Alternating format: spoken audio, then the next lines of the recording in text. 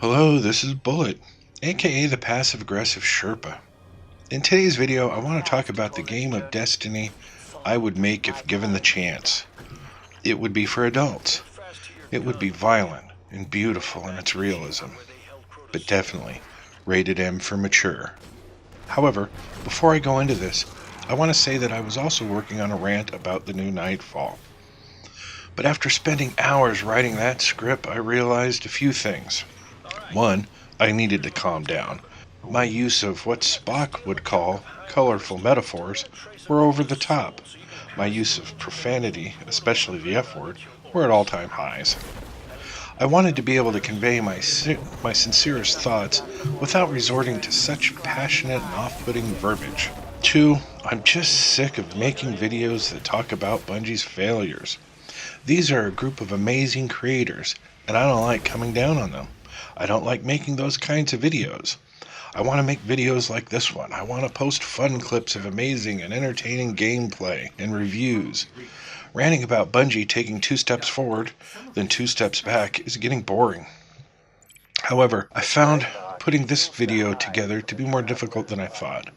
So after spending hours on this video, I had to take a break from it. And I finished my thoughts about the new Nightfall video last night. I'll post the link to it below, or at the end of this video if I remember. So that brings me back to this video. It's something different for me. Well, something different for this channel. For me, this is nothing new. Writing has always been a passion of mine. However, my primitive use of vocabulary, and even more primitive understanding of the proper use of English, have always held me back. Oh, how I wish I had paid more attention in school. I had always thought of myself as a cross between Captain Kirk and Ferris Bueller, with just a splash of Chris Knight from Real Genius. Like Ferris, my love of outwitting the system always motivated me. Like Captain Kirk, I was constantly patting myself on the back for my ingenuity. And like Chris Knight, I was always just smart enough and witty enough to get away with it all. Until I wasn't. My world fell apart, and I became the horrible, no-good person that I am today. So, writing and creative storytelling isn't something new for me. However, taking a creative thought and sharing it with the world is. It's also worth noting that I don't know all the lore behind the game of Destiny. My thoughts on this game may be completely out of touch with realities already established in the game. To that I say I'm sorry. My ideas for this new Destiny game have not been written down, other than what I'm going to say here. I've done no real research for this other than having spent the past 14 months of my life playing the game of Destiny and Destiny 2. More so than almost everyone I know. In fact, there's just one person on my friends list that has more time playing the game than I do. Note in this Xbox One Destiny 1 screen capture here, I only started playing this game in the middle of January 2017. So in the 8 months until Destiny 2 was released, I spent 94 of those days playing Destiny. Over 3 months of that year. Over 3 months of that 8 months. My point is that though I may not know all the lore of the game, I believe that I've played it enough to have a good feel for the game. But I realize that I alone could not create this game.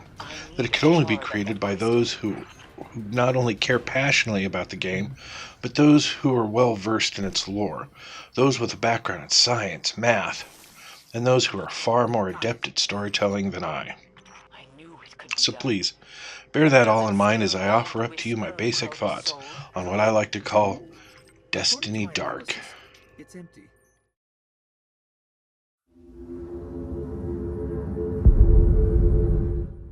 I don't know much about the Traveler, but I know it made me to bring you back. They are taken. Not fighting. Taking. Controlling their will. I remember everything about the day I was born. I still bear the scars.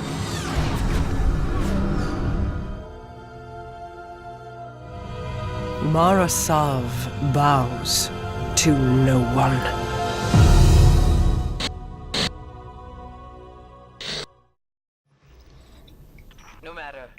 Destiny Dark wouldn't replace the current game. It would be, more or less, a spinoff of the originals, but for grown-ups. The sense of realism would be at a 10. When we are forced to kill, there would be blood, and when we are killed, we'd feel it. It'd be about the vile things our enemies do to those captured. Some things are worse than death. Our primary enemy would be the darkness, literally and figuratively. We would battle not just new and old enemies, but with ourselves, over the choices we would have to make, the suffering, unimaginable. And it would all begin with a covert mission. In a closed meeting with Zavala, Ikora, and Cade 6, we'd learn that the attack on the tower by Gaul wasn't real. It was all a simulation. It's why things felt differently in Destiny 2. It was all part of a vast Vex simulation. And they simulated our exotics, power and light, different than reality. They tried to capture our lives as guardians, but just couldn't get it right. Also, it's been 6 months since the Vanguard had heard from Eris Morn. We learned that Eris Morn's reason to leave the tower was for more than to just take the battle to the Hive, as we had been told. We learned the true nature of the torture she once suffered at the hands of the Hive. Raped, beaten, mutilated by those things. She clawed her way out of an unimaginable hell and survived, but has now gone back. It was no plot for revenge. It was because Mara Sov is alive, and she may be suffering the same fate that Eris had endured centuries ago. Our first mission is to break out of the simulation and take control of the Infinite Forest once and for all. Then we head back to the moon to save Eris Morn and Morasov. During these missions, we're made aware of the true enemy to our existence, the darkness. We learn that its plan isn't just to destroy us, the Traveler and the Light. Its only goal is to destroy everything. The multiverse. Yes, not just this universe, but all of them. Because it remembers a time before the Light, before expansion began and the multiverse was created. It was a time of true darkness and nothing. What we now call the darkness is what became of that darkness and nothing. Our fight is for everything that ever existed or ever will, and the darkness won't stop until every atom is returned to its original state of nothingness. Our next set of missions may be our last. They are to be taken and destroy the portal between our universe and theirs. Do we make it out, or will we be stuck in that universe forever to fight the battles there? After these missions play out one way or another, we find ourselves changed irreversibly. Not only do we discover a new fourth ability, but we learn that it's possible to merge them all into one, making it a customizable fifth ability. Over time, after completing many quest missions and strikes, we will one day be able to merge our favorite abilities into one special subclass known as the Infinite. New exotics that work across all subclasses. Gauntlets that allow double grenades of whatever subclass you choose. Want to throw your flaming hammers but use arc pulse grenades? Now you can. Or maybe throw a vortex grenade and then use your golden gun to finish them off. And Warlocks, the same applies. Maybe throw a double solar grenades, then follow them up with a devastating, powerful Nova Bomb. With the new exotics and discovery of the Infinite subclass, it will all be possible. Truly, infinite power abounds. The possibilities would be endless. Getting back to the story and the final mission, we've learned that the darkness makes up almost all of the universe, and that we could not exist without it. We learn the problem is that when the multiverse was created, the light and dark more or less became sentient. We can't destroy the darkness without destroying ourselves. But maybe we could give the darkness what it wants, to not be sentient any longer. Could we kill it without really killing it? And if we could do that, could we do that to the light? Because the Traveler is the light, that small part of the multiverse, that too has become sentient. What if its goal was the same, to not exist anymore? Or at least not be aware that it does exist? What would that mean to us? Would we lose our abilities? Or would they become a part of us that could never be taken away? The stories, missions, raids, nightfalls, and quests, would take us further into the details of the gritty truth. We'd travel carefully to different times.